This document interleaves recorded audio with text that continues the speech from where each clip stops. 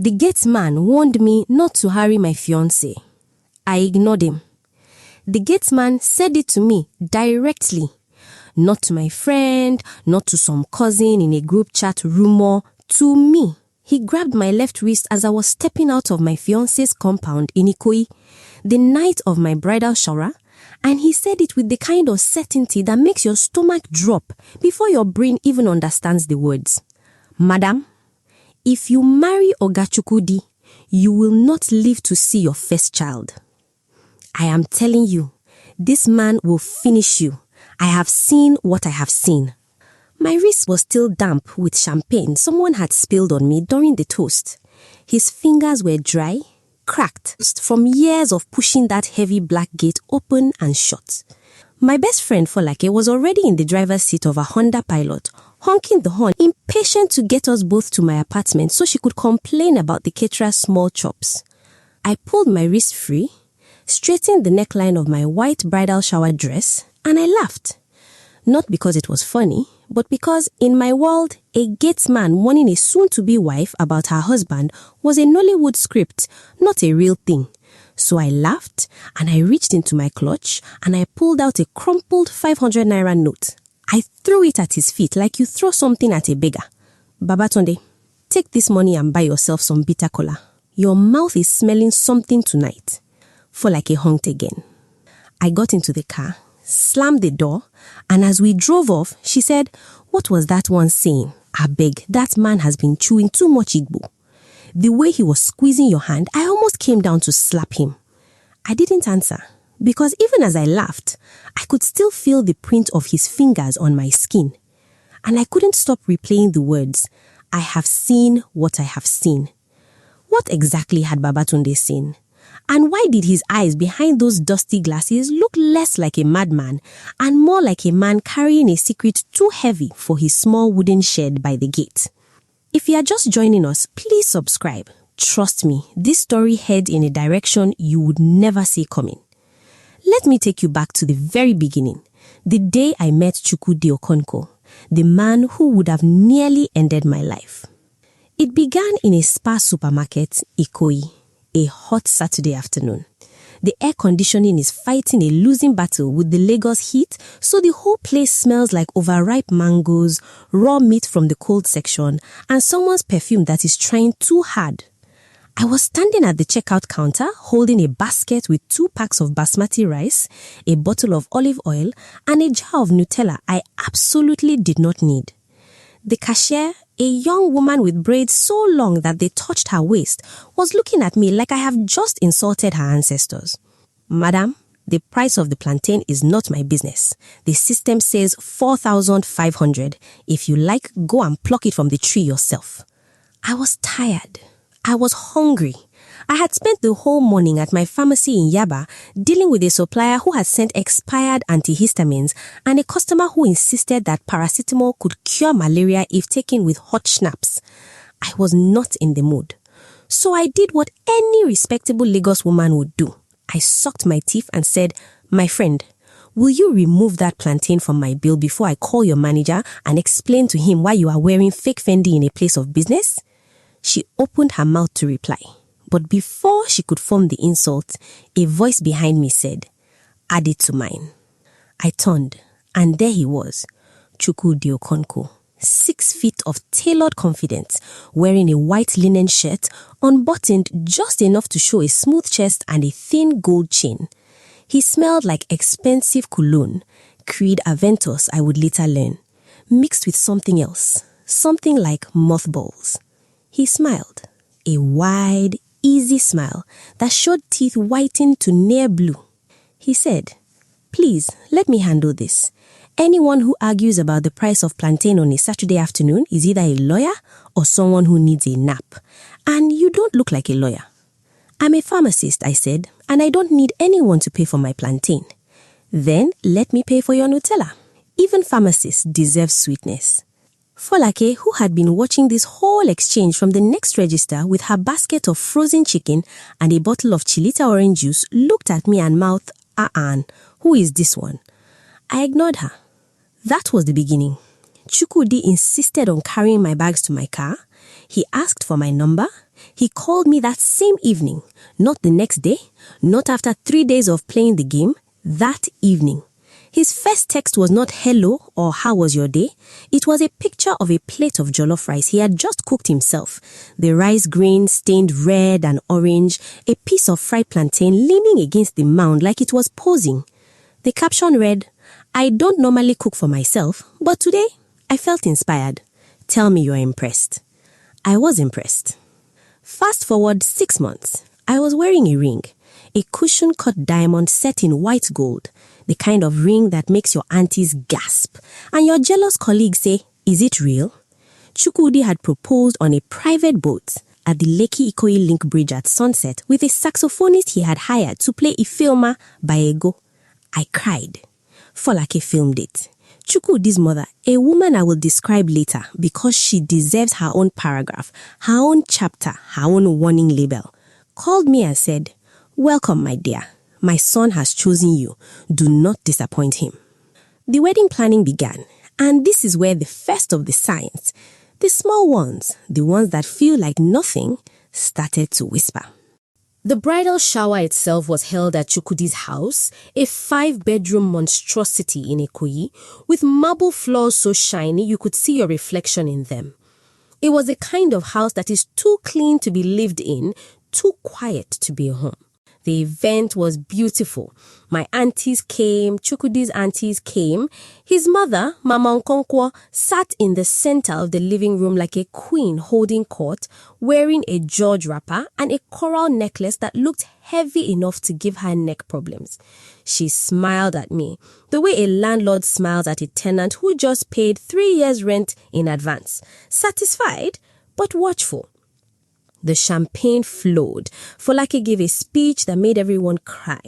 Something about her university days at Uniben, how I used to steal her indomie in the hostel, how she always knew I would find a man who deserved me. And Chukudi, she said, raising her glass, if you break my friend's heart, I will personally come to this fine house and use your face as my punching bag. Everyone laughed. Chukudi laughed loudest of all. He put his arm around my waist and kissed my temple and whispered, I will never break anything of yours, Ngozi.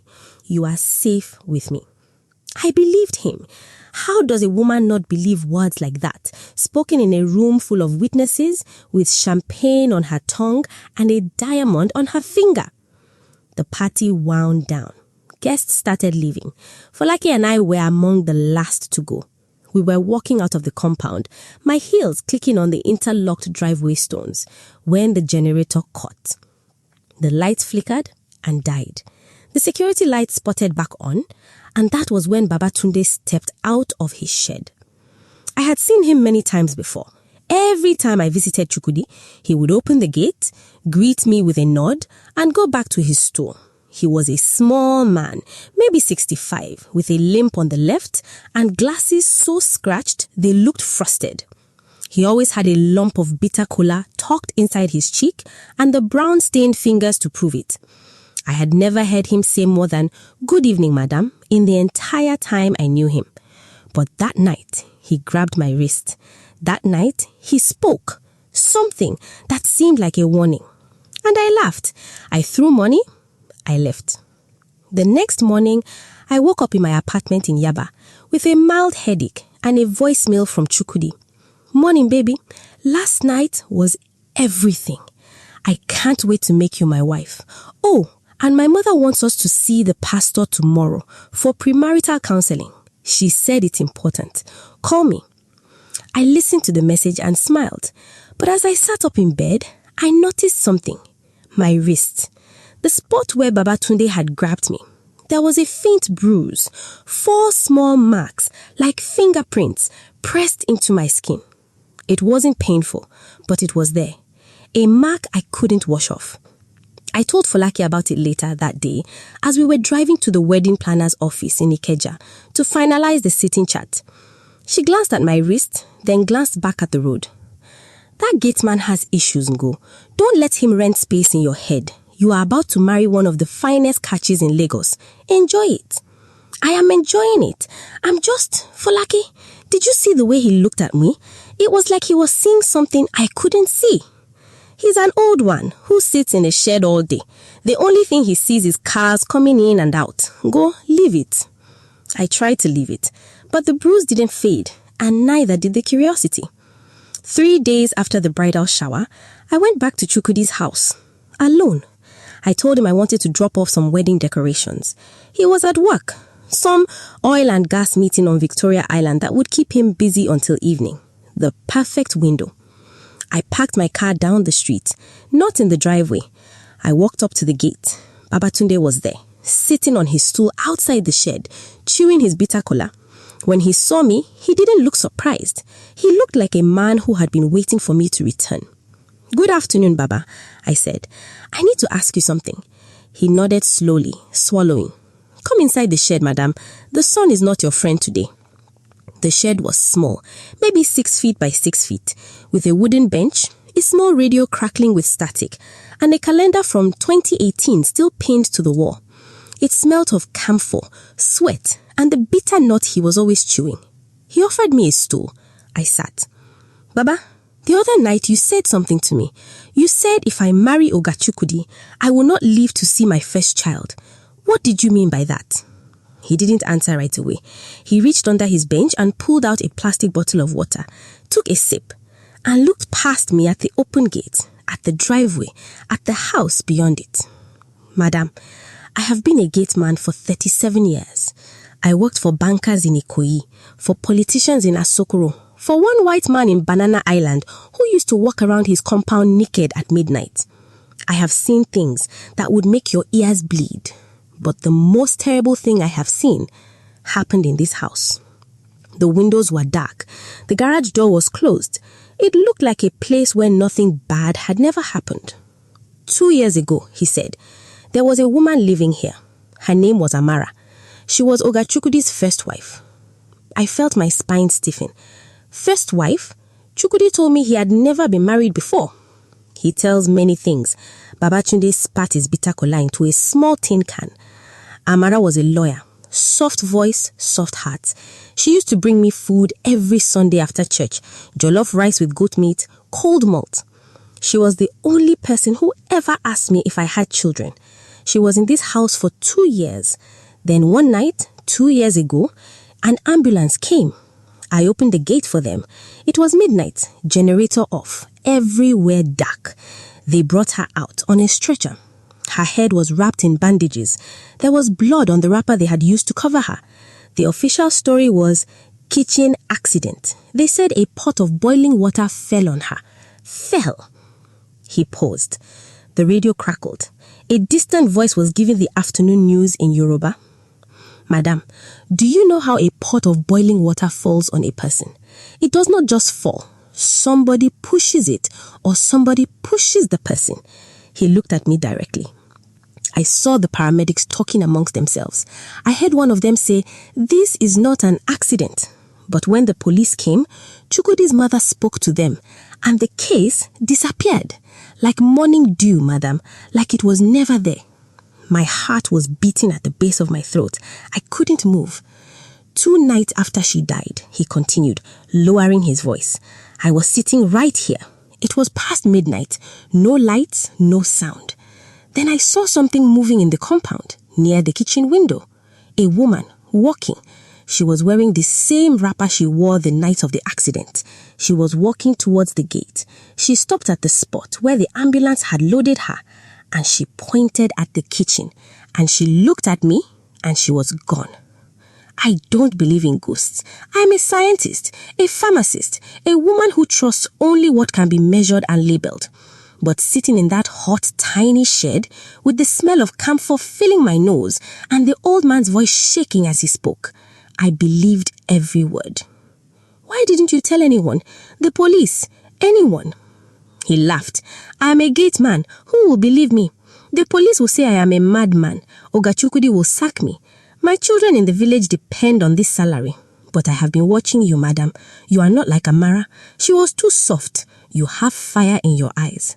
I am telling you now, do not marry that man. He is a destroyer. If you enter this house as his wife, you will not walk out. I stood up. My legs were shaking. I thanked him. I walked out of the shed into the blinding afternoon sun, and I drove home in silence. Before I go on, if you haven't hit that subscribe button yet, do it now. Because what comes next is where the real story begins, and you won't want to miss a second of it. I didn't confront Chukudi immediately. I told myself I needed time to think, to process. A Gateman story was not evidence. It was a warning, a terrible rumor, but it was not something I could take to the police or throw at my fiancé across the dinner table. So I did what I do best. I started investigating quietly. A few days passed. Chukudi noticed I was distant. He asked me if something was wrong. I said I was just stressed about the wedding sitting chat. Auntie Nkechi and Auntie Gloria could not sit at the same table because of a land dispute from 2015. He laughed. He believed me because he wanted to believe me. Men like Chukudi see what they want to see. Then the second sign came. A small thing, but a thing that connected to the first. I was at Chukudi's house one evening, using his study to print some wedding documents. His study was the one room I rarely entered. He kept it locked most of the time, saying it was messy, full of contracts and confidential work files. That night, he had left the door open because he was in the living room on a phone call with his London business partner. The printer was whirring when I noticed the filing cabinet, a tall grey metal cabinet in the corner. One of the drawers was slightly ajar. No lock. I don't know what possessed me. I opened the drawer. Inside, beneath some folders labeled property deeds and tax returns, I found a photograph, a wedding photograph, a man and a woman. The man was Chukudi, younger, less polished, but unmistakably him, down to the gold chain and the too wide smile. The woman was beauty itself, dark, petite, with a soft smile and eyes that looked kind. She was wearing a white lace dress and holding a bouquet of calla lilies. On the back of the photo, in careful handwriting, were the words, Amara and Chukudi, December 12th, 2018, forever. I stared at those words for a while. Forever had only lasted 2 years. Then I found the second thing, a death certificate, folded, creased, as if it had been shoved in and forgotten. The document was official. It stated her name, Amara Chinyere Okonkwo. Date of death, February 14, 2020. Cause of death, accidental trauma, thermal injury. I stood in that study, the printer still humming, and I felt the floor tilt beneath me. I didn't hear Chukudi's footsteps until he was at the door. I shoved everything back into the drawer and span around, my heart pounding. Babe, you okay? You look like you've seen a ghost. I smiled, that stretched, unnatural smile you wear when you are holding your entire life together with a thread. I'm fine. Printer jammed. I was just trying to fix it. He walked over, kissed my forehead. Leave it. Let me handle it. Go and sit down. You've been working so hard.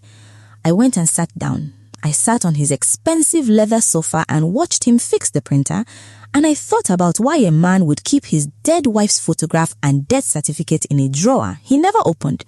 Not framed, not honored, not displayed, just hidden, folded, forgotten. Like a secret he wanted to keep but couldn't throw away. I knew then that Baba Tunde had told me the truth, or at least a truth that I could no longer ignore. But I still hadn't seen how deep the evil went. I thought I was dealing with a widower who had lied about his past. I was wrong. The second wave was coming. 1 week to the wedding. Folake and I were in the kitchen of my apartment, going through the wedding checklist. Caterer confirmed, DJ confirmed, asoebi distributed. The only thing left was the final fitting of my wedding dress. Folake was sitting on the counter, eating cold jollof rice from the pot with a spoon because that's the kind of person she is. She had flour on her nose from the chin-chin she had attempted to fry and burned. You know, Ngozi, for someone who is getting married in 7 days, you don't look like a woman getting married in 7 days. You look like a woman who has seen a snake and is trying to decide whether to scream or run. I sighed. I told her everything. The gateman, the dead wife, the photograph, the certificate. She stopped eating. The spoon clattered into the pot.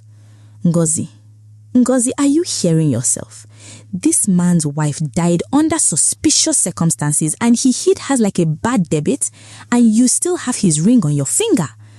Folake, I don't have proof that he killed her. An old gateman story and a hidden photograph are not proof. I need something solid. Otherwise, I'm just a woman who got cold feet and accused a man of murder. You know what will happen to me in the court of Lagos aunties. They will crucify me. They will say I was jealous of a dead woman and I threw away a good husband over ghost stories. Folake slid off the counter. Her face hardened. So we find proof. What do you know about this, Amara? Did she have family? I had thought about this. The death certificate had listed a next of kin, a mother, Grace Obi, with an address in Enugu. I hadn't called. I had been too afraid.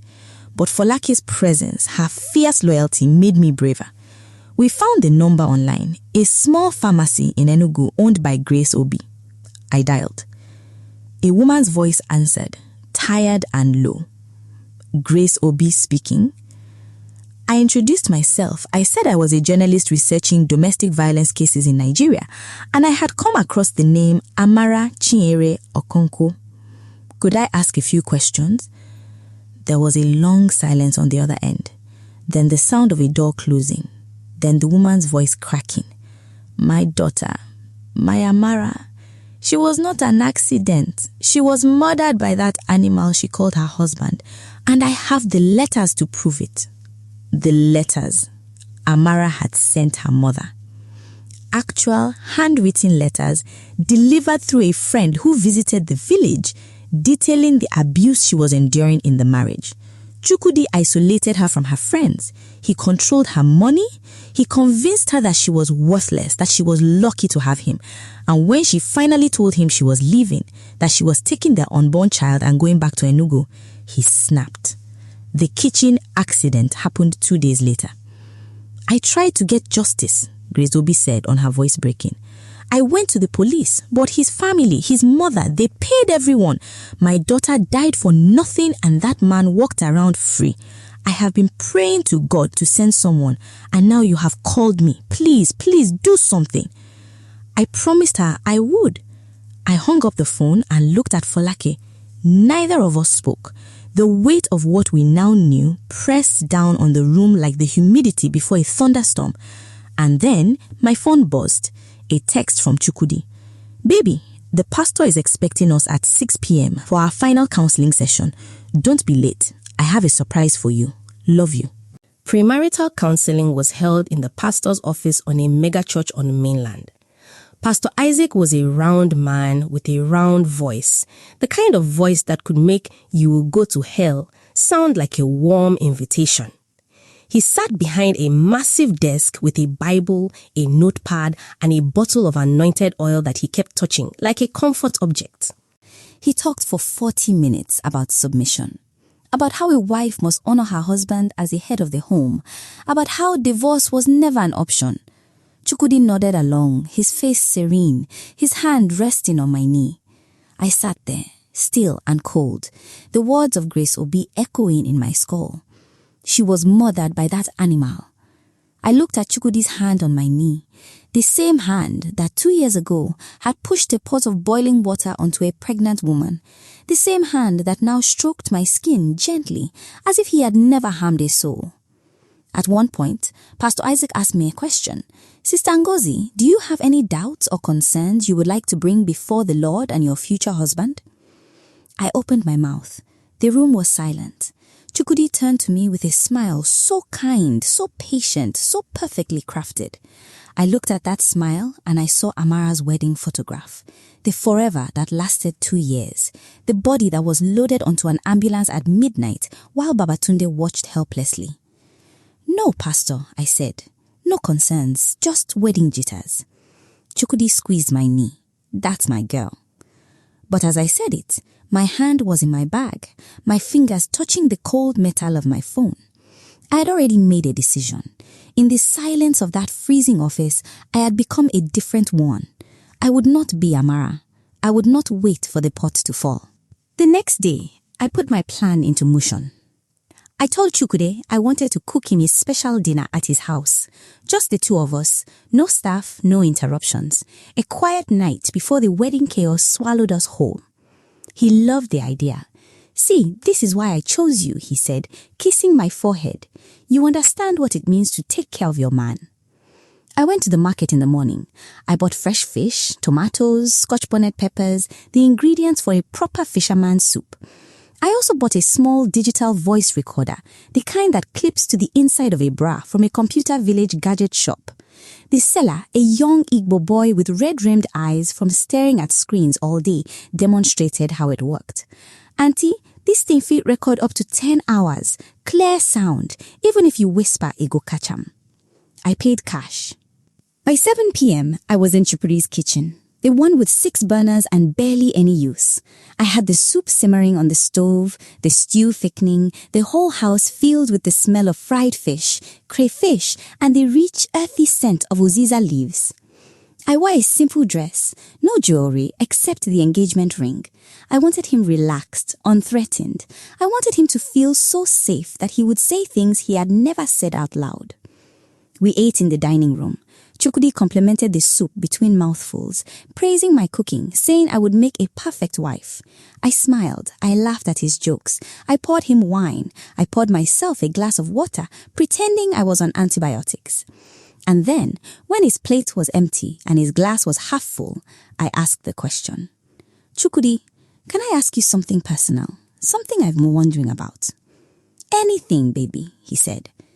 "You told me you've never been married before. But someone mentioned a woman who used to live here.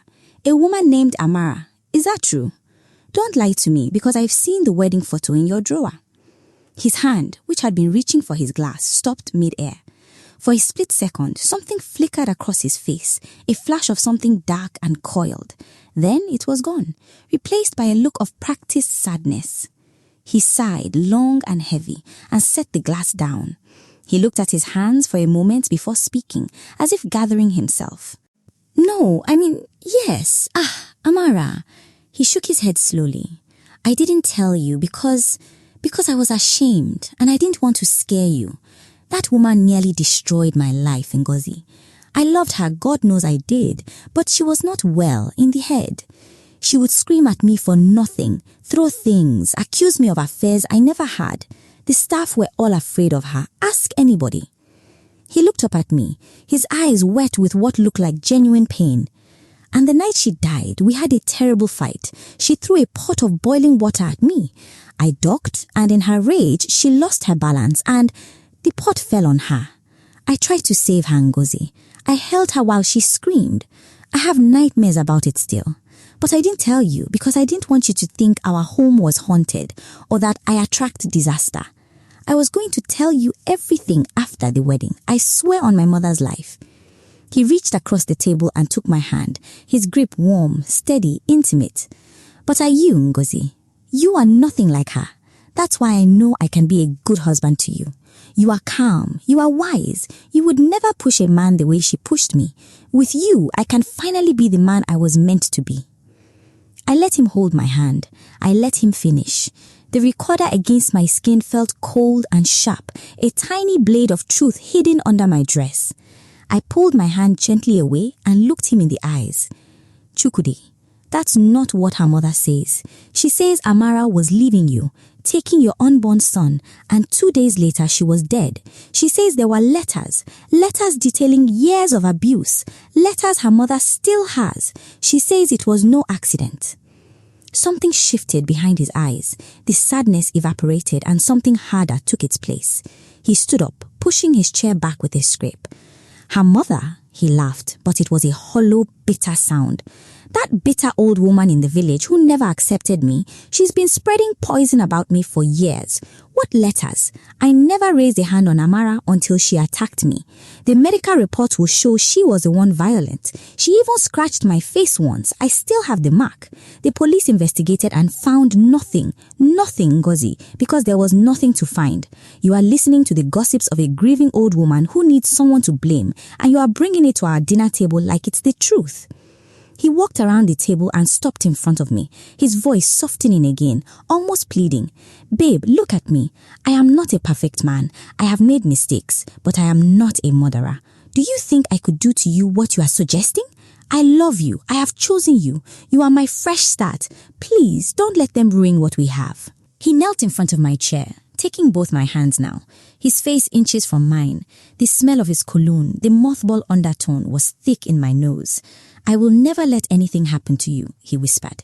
You are safe with me. You are different. For a long moment, I said nothing. I just looked at him. This man on his knees, spinning webs so beautiful you could almost live inside them. And I saw it clearly now. The way he twisted everything, the way he made himself the victim and her the monster, the way he bathed his poison in sweet words and called it love. Chukudi, I said quietly, if the police found nothing, then you won't mind answering one more question. How did Amara get burns on her back? I saw the paramedic statement from that night. The burns were concentrated on her back and shoulders. How does a woman who is throwing a pot of boiling water at someone get burned from behind?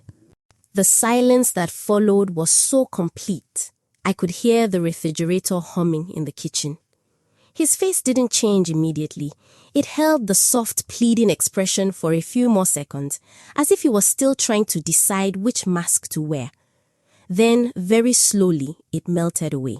The pleading eyes went flat. The gentle grip on my hands tightened just slightly, just enough for me to feel the strength in his fingers. You've been doing a lot of digging, he said, his voice low. A lot of digging, Ngozi. Answer the question, Chukudi. He stood up. He turned his back to me, walked to the window and stared out into the dark compound. I could see his reflection in the glass. His jaw was working, clenching and unclenching. She was leaving, he said, so quietly I almost didn't hear him. She packed her bags. She told me I was a monster, that she would make sure the world knew. She was carrying my son, Ngozi, my heir, and she was going to walk out of my house and destroy my name. He turned back to face me and his eyes were wet again, but not with sadness. Something else, something feral. I begged her. I said, Amara, don't do this. I will change. I will be better. She laughed at me. She turned her back on me and kept packing. And I couldn't let her go. I couldn't. You have to understand. He stopped. He seemed to realize what he had just said. His eyes darted at my face, searching for a reaction. I didn't move. You pushed the pot of boiling water onto her?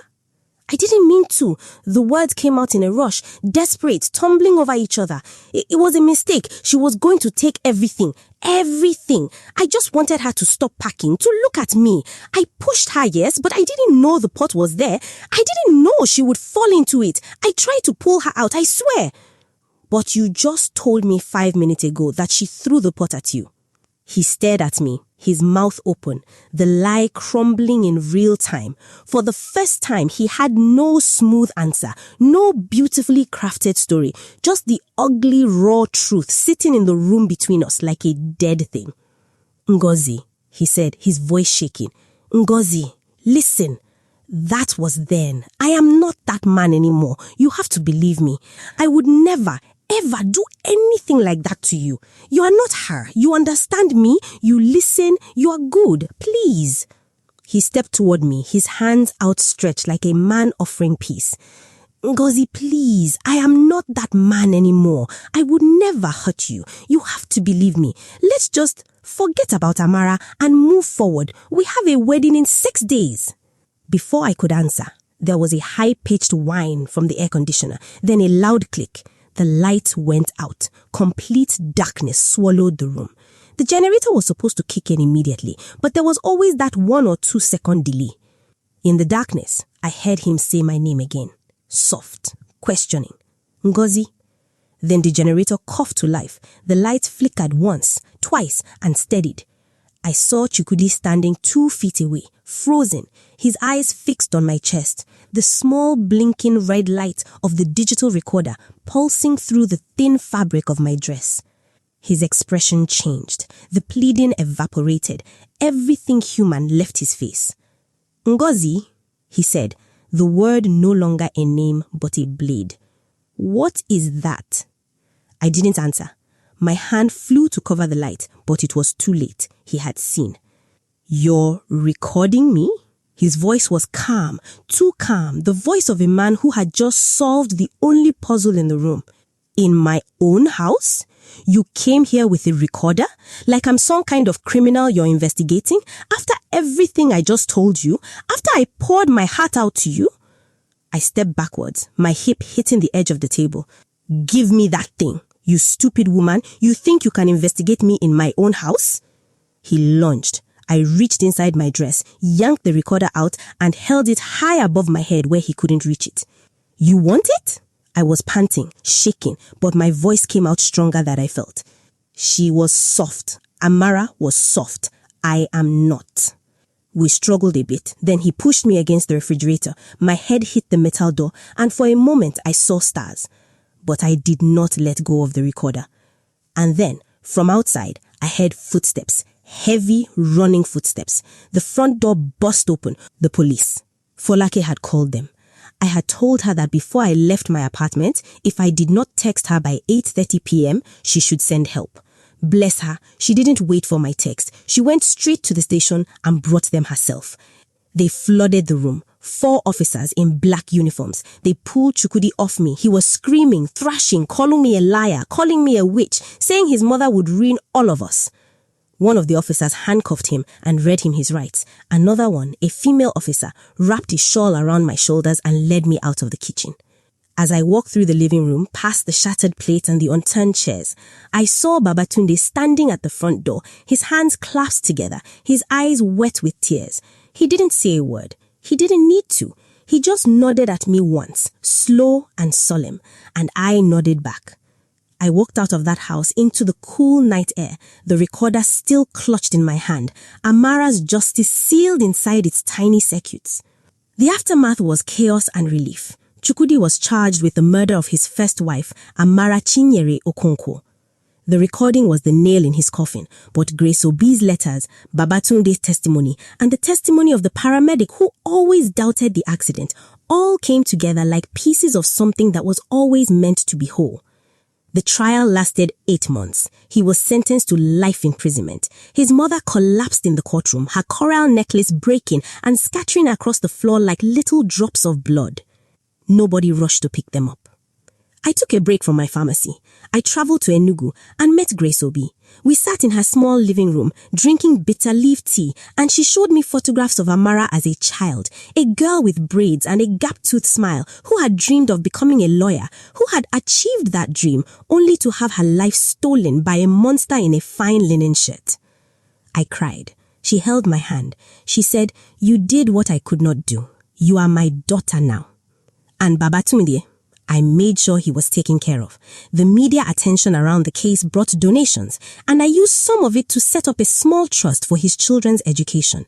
I also bought him a new radio, a proper one with a digital tuner, and a large bag of bitter cola, the good kind from the eastern markets. I visited him a week after the sentencing, in his little shed. He was sitting on his stool listening to the evening news on his new radio. When he saw me, he smiled, a toothless, radiant smile that rearranged his whole face. "Madam Ngozi," he said, rising to greet me. "You see, I told you, this job, we see everything, but nobody sees us, until one day, someone does." I hugged him. He smelled of camphor and bitter cola and old man sweat, and it was the most honest smell I had ever encountered. "Thank you, Baba. You saved my life." He shook his head. "No, madam. You saved yourself. I only opened the gate."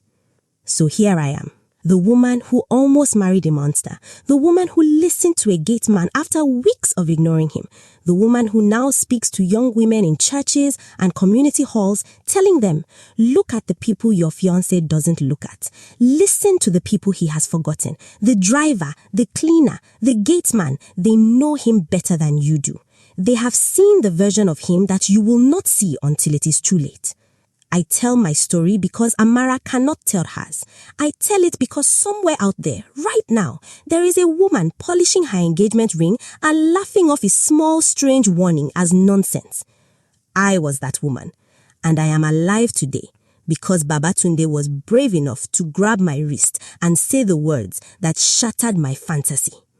If this story moved you, share it with someone who needs to hear it. Send it to your sister, your friend, your colleague who is planning a wedding and has that small nagging feeling she cannot explain. Tell her to pay attention to the gateman.